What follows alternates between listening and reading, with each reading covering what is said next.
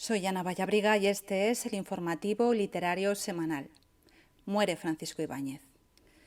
Nació en Barcelona en 1936, hijo de madre andaluza y padre alicantino, y falleció el pasado 15 de julio a los 87 años. Decía en una entrevista: a veces me preguntan por mis memorias. Por favor, mis memorias caben en 2 líneas. Ibáñez fue un gilipollas que trabajó y trabajó. Desde luego que fue un adicto a su trabajo. De hecho, hace pocos días se publicó el álbum de Mortadelo y Filemón dedicado al Mundial de Baloncesto 2023.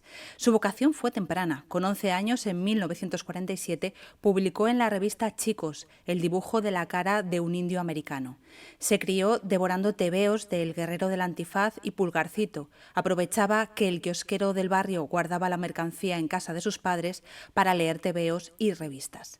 Estudió comercio y peritaje mercantil y trabajó en el Banco Español de Crédito desde 1950 a 1957, primero como botones, después como contable. Sin embargo, él seguía dibujando. Finalmente dejó el banco y empezó a trabajar en la editorial Marco. Después pasó a Bruguera en 1957 con 21 años. Sus recursos, según David Morán, para ABC, el gag afilado, la onomatopeya disparatada, el guión como base de casi todo. Hace unos años el historiador del cómic Antoni Giral decía: nadie ha tenido tanto impacto cultural, mediático, social o económico. De hecho, hubo épocas en las que sus tebeos representaban el 20% de los ingresos del cómic en España. En 1958 creó a Mortadelo y Filemón, que llevaron misiones disparatadas con Juegos Olímpicos, Mundiales de Fútbol y Baloncesto, elecciones y corrupciones varias. Entre las sombras, desencuentros con Bruguera, donde se vio obligado a trabajar únicamente en las historias de Mortadelo y Filemón para alcanzar las 40 páginas semanales que le exigían, en 1985 abandonó la editorial, que se quedó con los derechos de Mortadelo y Filemón, para pasar a trabajar con la editorial Grijalbo. Ibáñez reivindicó los derechos de autor, que quedaban en manos de las editoriales y no en manos del autor. En 1988, Bruguera pasó a formar parte de Ediciones B, que adquirió el fondo editorial de Bruguera, incluidos los derechos de Mortadelo y Filemón, cuyas historias Ibáñez pudo retomar con un estilo renovado que trataba la realidad del momento a lo largo de 6 álbumes al año. Otra de sus sombras fue puesta de manifiesto hace unos años, cuando una plataforma popular pedía el Princesa de Asturias para Ibáñez. Algunos historietistas reconocieron el valor de su obra, pero pusieron sobre la mesa el hecho de que Ibáñez tenía un equipo de trabajo tras de sí al que no acreditaba ni reconocía en los créditos de sus obras. Según el dibujante gallego David Rubín, un Princesa de Asturias a Ibáñez, a mi entender, solo ayudará a legitimar las malas praxis que durante décadas fueron comunes en nuestra profesión. En concreto, Juan Manuel Muñoz colaboró con Ibáñez desde hacía más de 30 años y se encargaba de los acabados del dibujo a lápiz de Ibáñez y pasaba a tinta las historietas. Sin embargo, Ibáñez siempre había defendido que el trabajo lo hacía solo o había restado su importancia, delimitando su aportación a épocas de picos de trabajo y refiriéndose a ellos como gente que dibuja a las 1000 maravillas, pero que son incapaces de crear nada ellos mismos. Sombras aparte, Ibáñez fue un genio que creó personajes tan memorables como Mortadelo y Filemón, cuyas historias se han leído en todo el mundo, Rompetechos, Pepe Gotera y Otilio, El Botón es Sacarino o Los habitantes de 13, Rue del Percebe.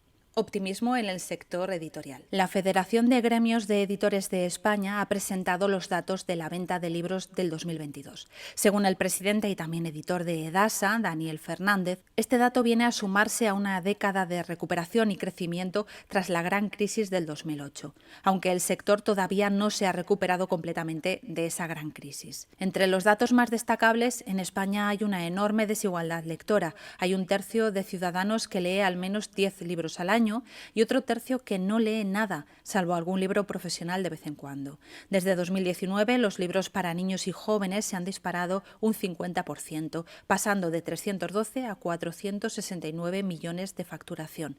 Según Daniel Fernández, este aumento, a pesar de la baja natalidad, se debe en parte a que los padres tienen el hábito de leer a sus hijos, cosa que hace unos años esto formaba parte de un grupo social restringido. Ahora es una actividad familiar generalizada. La mayoría de los los padres son conscientes de que la lectura es importante para el desarrollo de los niños.